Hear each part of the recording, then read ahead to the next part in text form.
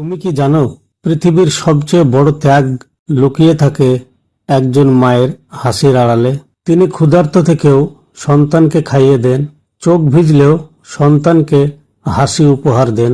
আজ আমি শোনাতে যাচ্ছি এক মায়ের না বলা কাহিনী, যে কাহিনী হয়তো তোমার নিজের জীবনের সাথেও মিলে যাবে। শিশুটি তখন মাত্র 5 বছরের। তার ছোট ছোট হাত, চোখে বিস্ময় আর মনে অনেক স্বপ্ন। মা তাকে কোলে তুলে আকাশ দেখিয়ে বললেন, ওখানে দেখ, পাখির মতো উড়বি একদিন।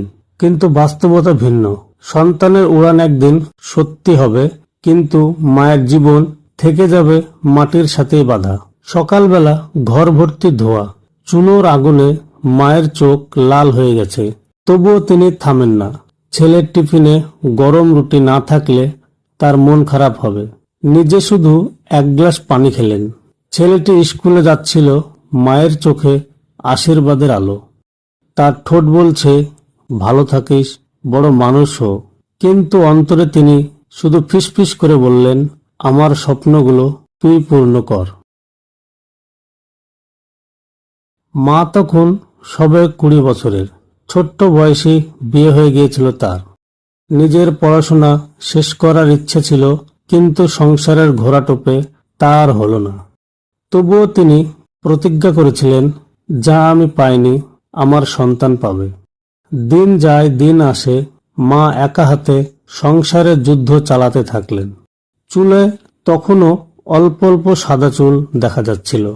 দারিদ্র্য আর দায়িত্ব যেন তাকে আগেভাগেই বুড়ো করে ফেলেছে। একদিন বৃষ্টি ভেজা রাতে ছেলেটির জ্বর এলো। মা সারা রাত জেগে সন্তানের কপালে ভেজা কাপড় দিলেন। নিজে ঠান্ডায় কাঁপলেও ছেলেকে আগলে রাখলেন তিনি। সকাল হতেই ছেলেটি ধীরে ধীরে চোখ খুলল। মা শুধু হেসে বললেন, দেখ, তুই জিতেছিস। এই হাসি সন্তানের সবচেয়ে বড় শক্তি। দিন কেটে গেল।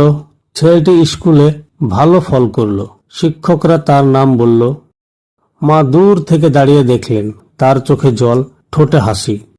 তিনি মনে মনে বললেন, আমার না পাওয়া শিক্ষাটা তুই পূর্ণ করছিস। এভাবেই শৈশবের প্রতিটি দিনে মা নিজের স্বপ্ন, নিজের চাওয়া, নিজের সুখ ত্যাগ করে সন্তানের ভবিষ্যৎ গড়তে থাকলেন। একটা কথাই সত্য, একজন মা নিজের জীবন দিয়ে সন্তানের জীবন গড়ে তোলেন। শিশুটি ধীরে ধীরে বড় হতে লাগলো। যে ছোট্ট হাত একদিন মায়ের আঙ্গুল শক্ত করে ধরে রাখত, আজ সেই হাতে কলম ধরা শিখেছে। এখন সে ক্লাস 6-এ পড়ে। শিক্ষকরা বলে, ছেলেটির মাথা ভালো, মনোযোগও দারুণ।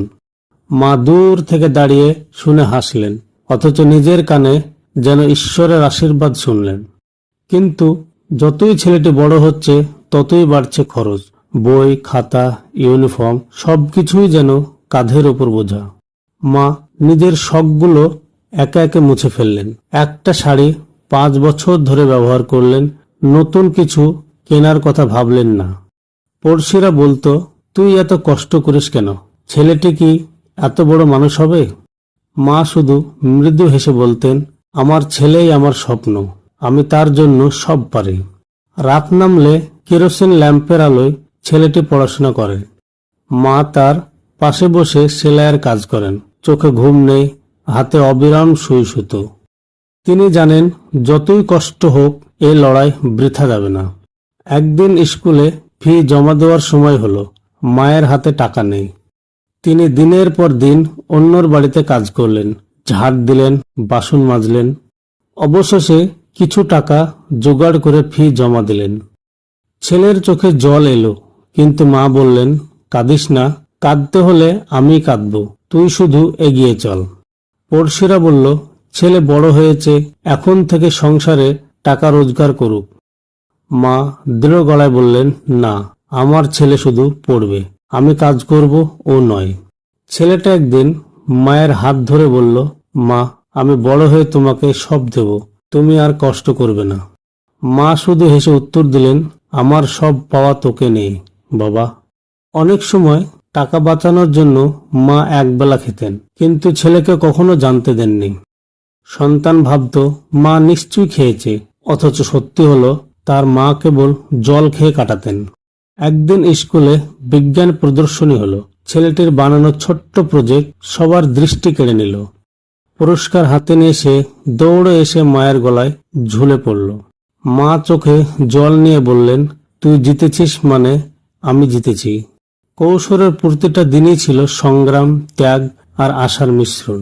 একজন মা নিজের জীবন আগুনে পোড়ালেন যাতে তার সন্তানের স্বপ্ন ফুল হয়ে ফুটে ওঠে। কৌশল শেষ, ছেলেটি এখন কলেজে উঠেছে। ছোট্ট গ্রাম ছেড়ে শহরের কলেজে ভর্তি হলো সে। মা একা দাঁড়িয়ে রইলেন, চোখের কোণে জল, তবুও মুখে হাসি রেখে ছেলেকে বিদায় দিলেন।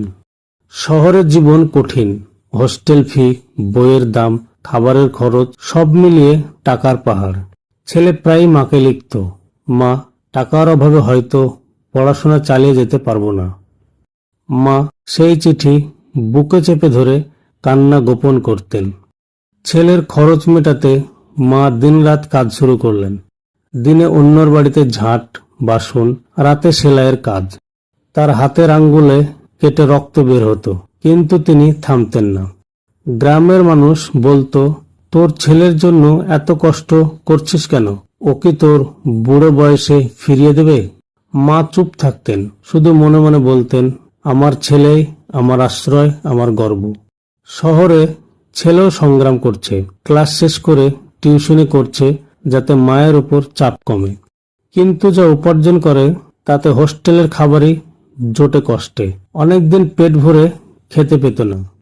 অন্যদিকে গ্রামে মা নিজের খাবার কমিয়ে টাকা জমাতেন। কখনো একবেলা, কখনো 2 বেলা না খেয়ে থেকেছেন। তবুও ছেলেকে লিখতেন, আমি ভালো আছি বাবা, শুধু তুই মন দিয়ে পড়।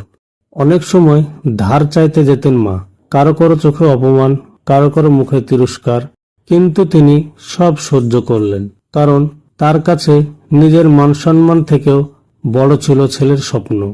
একদিন ছেলের কলেজে বিতর্ক প্রতিযোগিতা হলো, সে প্রথম হলো। পুরস্কার হাতে নিয়ে সে মাকে ফোন করলো। মা ফোনের ওপাশে নীরব থেকে শুধু কান্না করলেন। তার কান্না ছিল আনন্দের কান্না। এখন ছেলে বিশ্ববিদ্যালয়ে ভর্তির স্বপ্ন দেখছে, কিন্তু ভর্তি ফি বিশাল। মা আবারও ঝড়ের মতো কাজ শুরু করলেন। নিজের কানের দুল, একমাত্র অলংকার বন্ধক রাখলেন। ছেলের হাতে ভর্তি ফি তুলে দিয়ে বললেন, তুই শুধু এগিয়ে যা বাবা, পেছনে তাকাস না।